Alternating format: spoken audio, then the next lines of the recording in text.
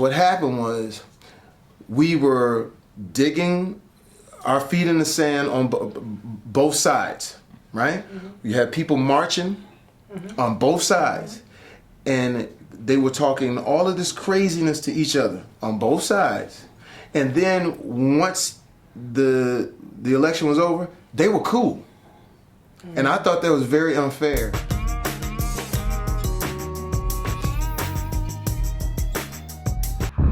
The city is crawling with dirty cops. Ladies and gentlemen, Nevada's finest. Looking for this? Vincent Downs, homicide. Jennifer Bryant. We're internal affairs. Big bad policewoman. I like that. All right, we are here with the two biggest stars, the two stars Speak of on the it. movie Sleepless. You guys rocked it on first it. and foremost. And of course, I know our audience knows who you are. But I'm just going to introduce you myself. Michelle Monaghan, you are a Golden Globe nominated actress. Amazing. We've seen you in True Detective. We've seen you. Speak on it. Yes, love bang, her. bang. Speak on We've it. seen you in it all. Okay. Speak on and then, it. of course, I think this man may sing or something. Oh, He's acted man. a couple of times. Yeah, and I just had dinner with Denzel Washington. Oh, okay. I sat down with D. I love it. Oh, I'm going to ask you about what you all talked about, but Huh. I have to introduce you. Of course, we all know who you are, but Golden Globe winning actor, Academy Award winning actor, and also Male Grammy exotic Award. dancer. Yeah, Jamie I mean, Foxx. come on. And a father who is Yes. very, very about his two daughters. Yes, Yeah. indeed, indeed. And a My mother two who's the same, I'm sure. Yes. Oh, yeah. Absolutely. So, Jamie, you just said you had dinner with Denzel. Man, we had dinner with D, man. What did y'all talk about? Man, Seriously, sports. You know what? I got two cool friends, Dana and David Pump, and they call us. And they're really good friends with Denzel Washington. Yo, D we're having dinner at Monty's, and we go down every once in a while and just sit there and sit around the feet of Denzel. And just listen to Oh him, my you know. gosh. All right, okay, Yeah. okay, all right. You're so I mean, and he good. is Denzel. Just did it. You know what I'm saying? Like when you be talking, you're like, man, that's really how you talk. And you're studying him the whole Oh time. yeah, I and, know you know you I've had him. You know I hate to name drop. I don't want to go ahead and do it, but I've had him at the house a couple of times too. It's just great to be able to sit next to a person who has that much knowledge is an actor, and it rubs off on you. You know what I'm saying? And he was also an inspiration for how you created the role here. I mean, it wasn't just Detective Downs. This was also, you studied Denzel to get ready for Detective Downs. Yeah, I even say sometimes I call it the Denzel take when you in the car with the kid. Don't the radio don't work. I mean I stole that from you. I give you some some extra cash. So Michelle, would you look in the mirror too, because you were kick ass in this movie? I mean, I was like, this girl, this woman is just. Thank you. You don't see a lot of roles like that every now and then, and this woman had some, one could say some anger issues, perhaps, right? She was living in a man's world, and she was kind of frustrated and looking to sort of kind of maybe right her own wrongs, and this guy kind of was maybe got the raw end of the deal. Cause got a little fight scene, man. A fight. Michelle got the pot and hit me in these. I don't know if you guys are in the porcelain life, but this is the porcelain life right here. And she chipped it too. Chipped the porcelains. I did. Michelle. And I know. And then he just told me But to she really keep- did that? No, I don't know if like the adrenaline got the best of me, but I socked him in the kisser. Yeah. And I split my knuckle. I saw it was like a very Chipped it was, the and porcelain. he was looking out because I was on top of him, and he's looking at me. Chipped He's the like, Denzels. keep going. And then the next day, I'm trying to like cop a peek, and they're perfect. Yeah. And I was so confused, but I didn't want to say anything. Yeah. I was pretty because- embarrassed. Yeah, but what it was, my best friend Gary Johnson, we grew up together. He's a dentist in Atlanta where we were shooting. So I hit him up. I said, "Yo, man, Michelle Monaghan just whooped my ass, man. I need to get some spackle." Real quick before someone sees me. Yeah, you know what I'm saying? Michelle, you also, we just spoke with Jamie about what inspired him, but who inspired you? Who did you pull from deep down, if anything? I could take a guess, but who did you pull from? Who inspired you for this role? I was saying to Jamie yesterday, I love Sigourney Weaver and Aliens. I mean, she's just such a badass. And there was like some 80s inspiration somehow that I had. for the role. I felt like the film in a way was kind of a little bit of a throwback. But I gotta be honest with you, I grew up with older brothers too, so I caught a lot of flack from them. So I think I've always been looking for a role. You've been trying to hit somebody I've been trying to unleash on somebody for a long time. You had an black man in the That's right. That's exactly right. You always like to do it. Got it. I understand. I'll let Ken up This is Downs Homicide. Jennifer Bryant. That's my partner, Doug Dennison. We're internal affairs. Okay, so that's all you got, huh? Government issue? This one's got an employee ID from the Luxus Casino. The big guy, he's a special snowflake. Arrest records going back 12 years. Empty face. Why don't you take a closer look? You know, it's just everybody's been talking about your situation. Talk of the town. What happened to your face? I'm happy with my face. This is a face that pays attention to details. Speaking of details, I thought Emerson and Flanagan were assigned to this case. Maybe you shouldn't think, Brian. Me and my partner got the call. You did. Anyway, I was just looking out for a fellow officer. We should put some ice on that. I'll get some for you, too. Now, this director that you all worked with, Bo, I mean, he wrote an amazing script for this film. I know he translated it from 2012. Yeah. I believe it's Sleepless Nights is the translation. That's right. Did you all have a big hand in creating and helping rewrite the film? I know you spent 10 months kind of going over the script. What was that process like? And did you initially like your characters? How much did you have to rework of your character? You know, for me, I think initially when it was in pretty good shape. You know, I really just wanted to sit down with Bo and sort of kind of really create the backstory and sort of see what his vision and how he understood the character. And we weren't too far apart. And, you know, I liked her because she's, you know, she is flawed. You know, she's a woman that is tough and is damaged, but also at the same time very capable.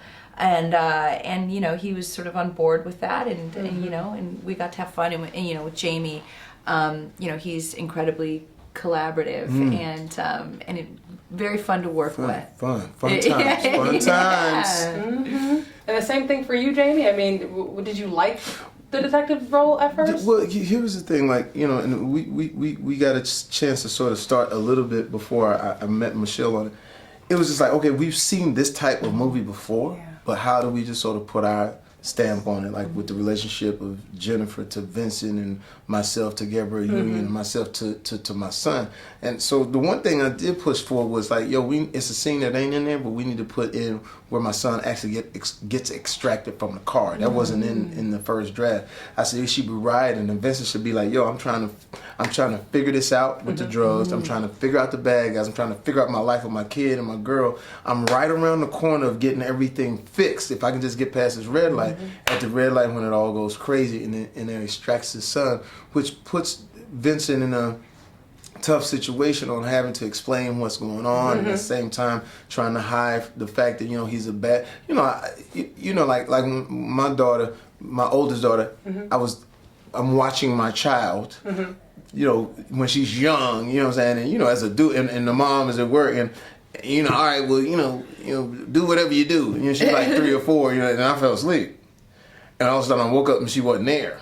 So it's like, oh, snap. She just walked outside and I'm like, don't do that. But you don't want to really tell the mom, like, yo, I blew it my first day on the job. So that's basically what Vincent was trying to do, like, get everything settled before she knew that he had blew it on the first day on the job. So that's the types of things that we talked about. Like, you know, there's going to be comparisons, there's going to be all of that, you know.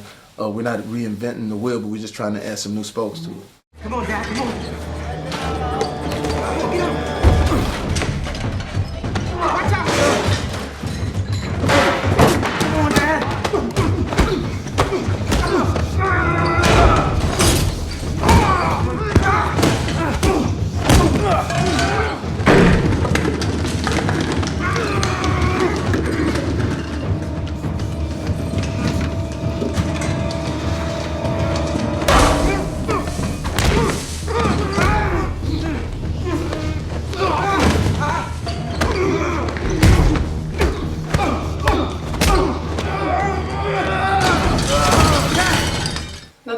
movie where we had an undercover officer, kind of deal with some things, but then at the same time, all of a sudden, he involves his son, as you mentioned.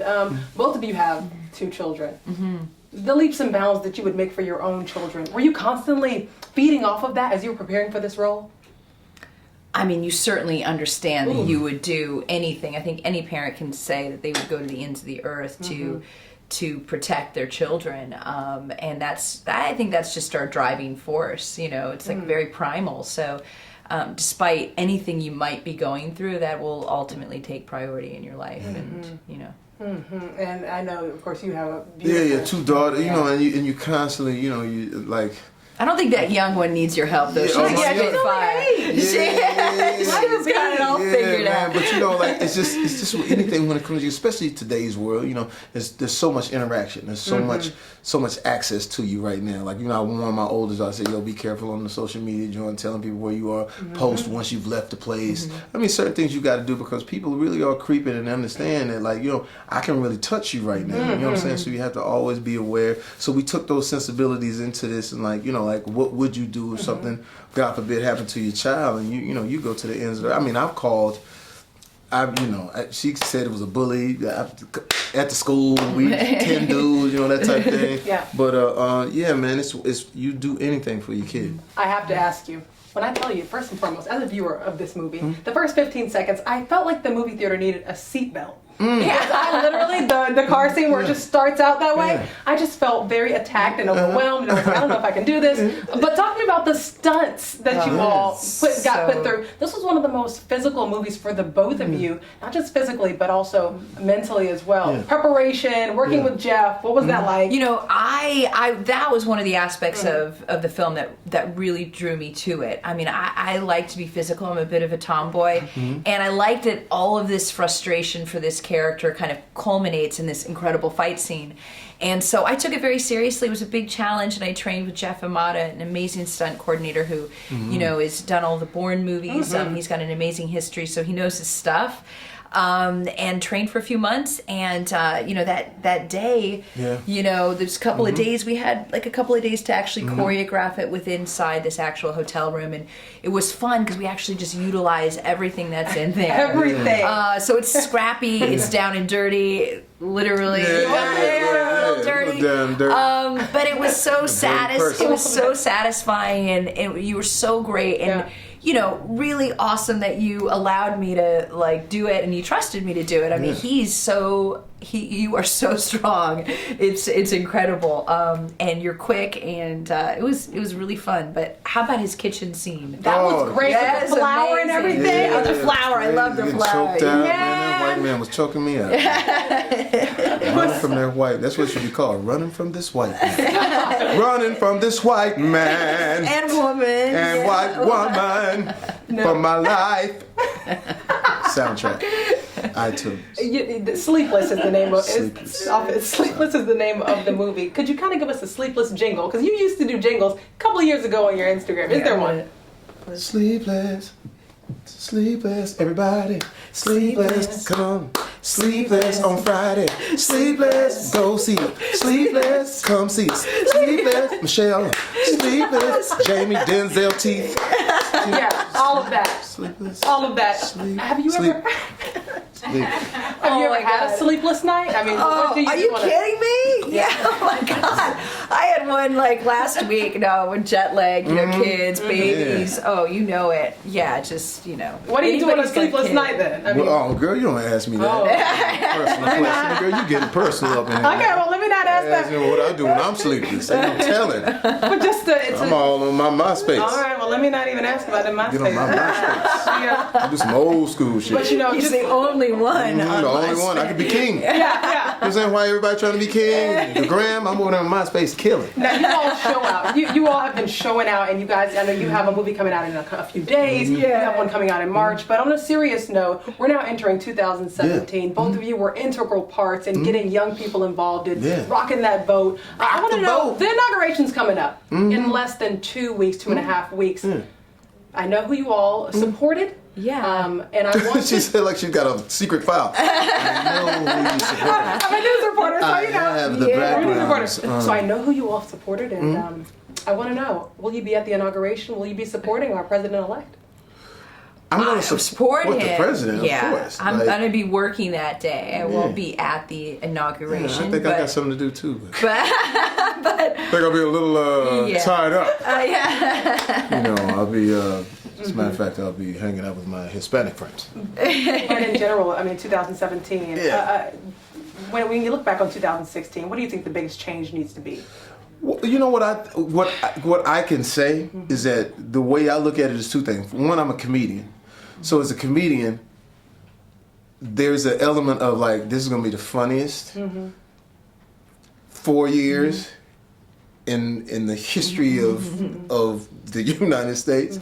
But at the same time, when you look at what we do to elect a president, I think that there needs to be some type of rules. So when our kids, see, like when I couldn't allow my kids, I take my kids to all of these events. It used to be a time where I could take my kids, sit them down, and they could watch responsible people talk responsibly. Yeah.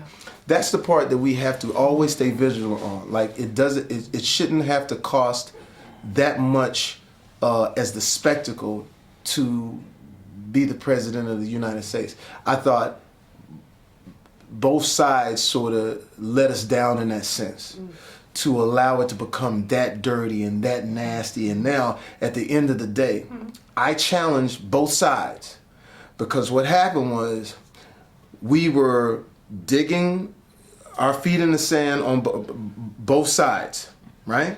You had people marching on both sides, and they were talking all of this craziness to each other on both sides.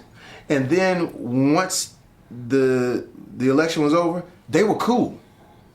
And I thought that was very unfair to everybody here who was like really vested in it. It was like, okay, it's done now, let's go with the process. You can't do that. You can't slap somebody and then the next thing you know, like, oh, we all good. So that's where we have to sort of go back to the drawing board and say, hey, man, I don't mind that you win, whatever side it is, but it's how you do it.